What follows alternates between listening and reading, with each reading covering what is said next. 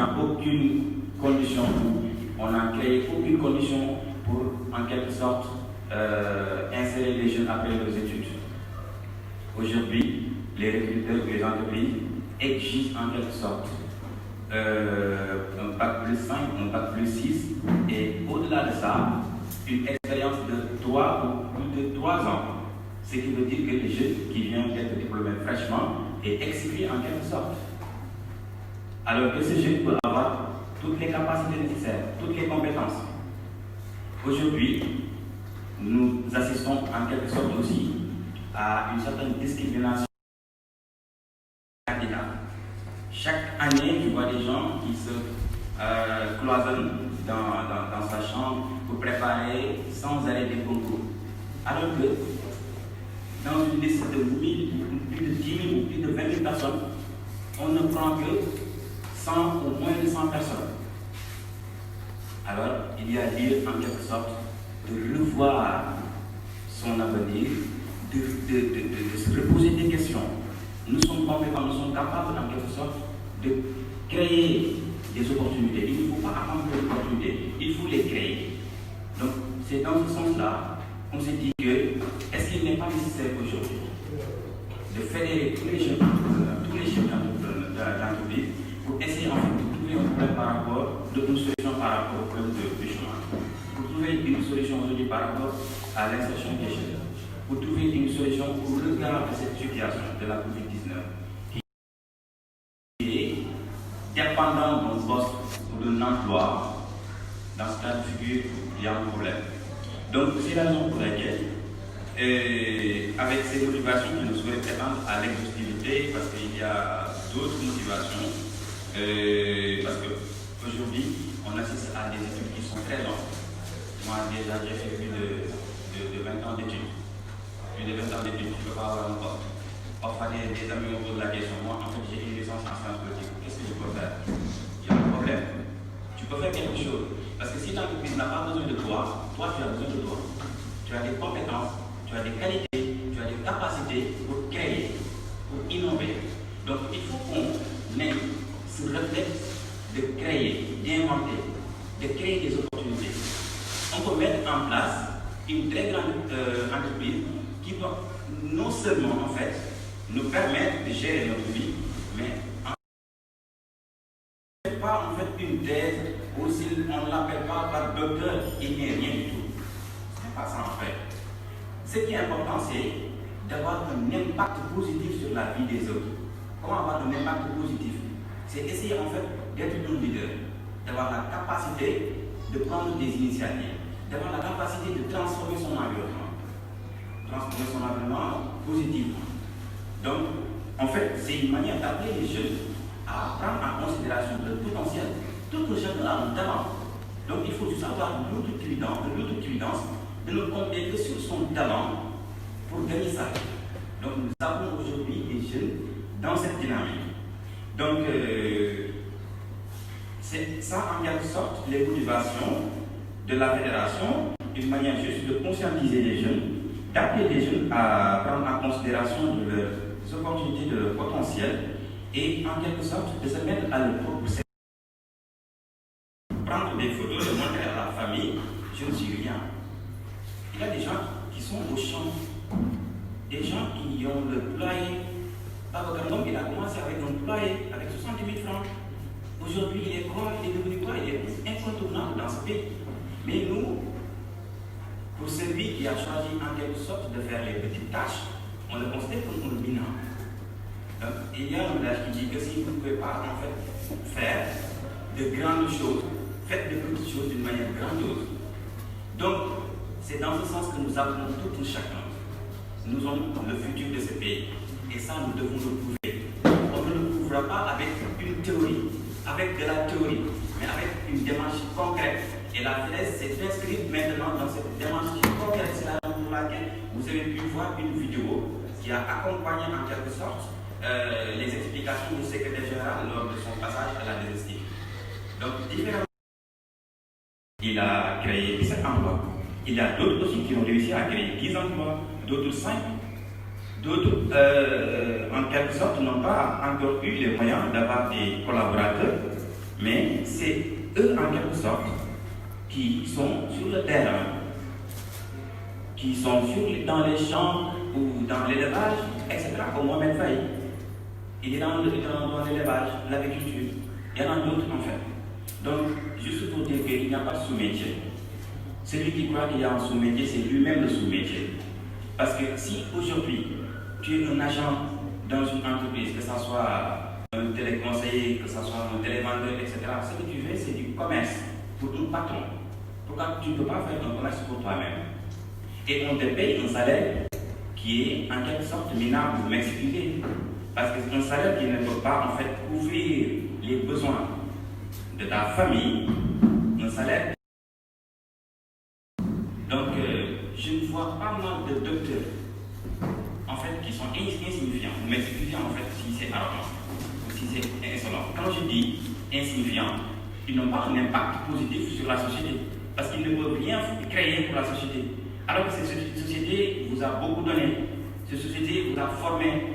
Donc après tes études, tu dois en quelque sorte, par devoir moral, par devoir de gratitude et de reconnaissance, en fait retourner à cette société ce qu'elle a fait pour toi.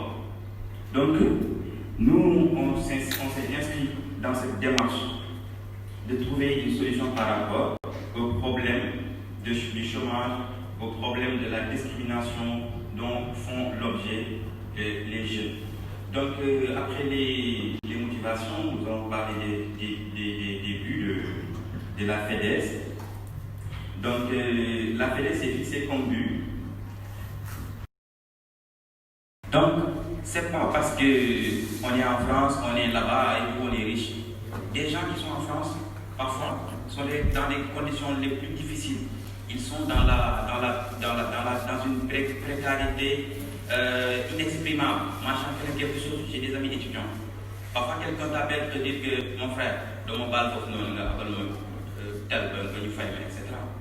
Quel que soit ce que tu peux percevoir, il y a des charges sociales, il y a le loyer à payer, l'électricité, etc. Et ça se termine là, tu attends l'autre mois. Donc, nous combattons l'immigration clandestine juste pour appeler les gens à travailler la terre. Vous savez, le Maroc, le Sénégal, je peux dire que le Sénégal a plus de ressources que le Maroc. Parce que le Maroc n'a pas de pétrole. Le Maroc n'a pas de gaz. Peut-être le Maroc a de la phosphate, c'est ça. Mais le Maroc a compris l'impact sur les montagnes de calcaire. Mon tata peut en témoigner. Il était étudiant au Maroc. Et que nous avons des terres cultivables partout. Mais nous, on se dit que voilà, si on cultive la terre, voilà, on est des cacao, on est des villageois, on ne doit pas en fait travailler la terre. Et tu ne comprends pas que des gens, en fait, sont tellement riches, tellement respectés, des comptes bancaires tellement solides, et ça vient de l'agriculture. Mais heureusement, je viens de comprendre que les jeunes commencent en fait à s'éveiller, à se remettre en cause et à comprendre l'importance de l'agriculture. Moi, je suis un agriculteur. Moi, je fais l'agriculture arachidière. Je fais aussi du maraîchage. Pour cette année, ce n'est pas pour me vanter, mais juste pour dire qu'en fait, moi, je crois à ce que je dis. Mon père est un agriculteur. Je suis grandi, j'ai vu qu'en fait, il a créé les conditions, il a des terres, il a il est un très grand agriculteur. Il est propriétaire d'une boulangerie. Je viens de vous le dire tout ça. Tout à l'heure, il a juste 24 ans.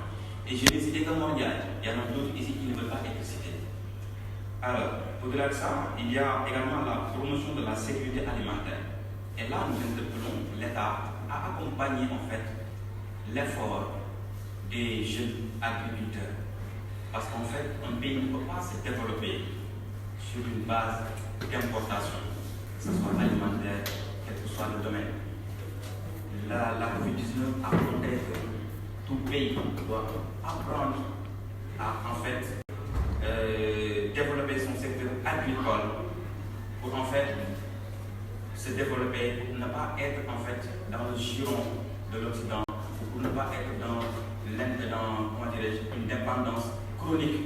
Et je crois que le président Macky Sall a pris en quelque sorte connaissance de cela. Du Cameroun, du Bénin, et il y a d'autres pays aussi. Donc, ce qu'ils veulent, c'est en quelque sorte nouer un partenariat avec la FEDES pour en quelque sorte essayer de nous accompagner dans la cause que nous portons, dans la cause que nous défendons. Donc, c'est la raison pour laquelle nous avons prévu aussi d'essayer d'associer les jeunes de la sous-région dans notre cause. Alors, nous avons prévu aussi la sensibilisation des jeunes sur les enjeux politiques, économiques et sociaux du pays et toute autre activité touchant directement ou indirectement les valeurs que la fédération prône. Alors, je vais vous parler aussi des objectifs. Nous avons des objectifs à court terme et à long terme. Alors, pour les objectifs à court terme, nous avons prévu la formalisation des entreprises des membres. Il y a des jeunes qui ont des entreprises mais qui n'ont pas de papier. Donc, ils sont dans l'informel, ils sont dans l'illégalité. Donc, en quelque sorte, à payer des impôts, parce que ça aussi, c'est de la citoyenneté, c'est du civisme, payer l'impôt, c'est aussi participer à la construction économique du pays, mais aussi à créer des emplois, parce que nous avons besoin des emplois aujourd'hui. Et nous devons attendre personne pour avoir ces emplois. Nous devons être les vrais artisans de la solution, les vrais acteurs de la solution. Avant d'appeler de l'aide, il faut qu'on soit déjà en route. C'est dans ce sens qu'on s'est inscrit aujourd'hui. Alors, nous avons aussi prévu de signer des partenariats avec les entreprises agricoles, les banques, les crédits mutuels, les entrepreneurs, les écoles, les universités. Alors, on a prévu également l'organisation des activités scientifiques, professionnelles, culturelles, dans le sens d'échanger, de favoriser le bouillonnement scientifique, de favoriser le cadre de promouvoir l'entrepreneuriat, de promouvoir les entreprises et les produits des membres. Et dans ce cas précis, nous avons prévu de créer un site web pour faire de la publicité gratuite aux membres pour les aider à avoir de la visibilité. Nous avons prévu aussi cette publicité comme on l'avait fait déjà lors de la sortie du secrétaire général au niveau de la DSTV, au niveau de nos émissions à la télévision, etc. Nous avons aussi prévu de faire de la publicité pour permettre aux gens d'être connus, pour faire la promotion des jeunes entrepreneurs et leurs produits. Ça aussi, c'est prévu. La défense des intérêts matériels et moraux des jeunes entrepreneurs. Donc, à long terme, nous avons prévu la série de lancement de l'organisation au niveau des CICES. D'ici là, nous allons essayer de voir le mois de septembre, c'est ce qui est prévu. Mais étant donné que, en fait, nous sommes dans une situation un peu compliquée, on fait l'occasion, en fait, d'attirer les sponsors, d'attirer aussi les partenaires à nous accompagner, mais aussi d'en profiter pour faire une bonne publicité pour vos produits, pour vos entreprises, mais aussi pour vous permettre d'avoir plus de visibilité, plus de considération, plus de reconnaissance au niveau national. Également, il y a aussi des subventions que nous comptons aussi recevoir des personnes ou des personnes ou des entrepreneurs qui sont soucieux de la cause que nous portons. Nous avons aussi prévu d'organiser un salon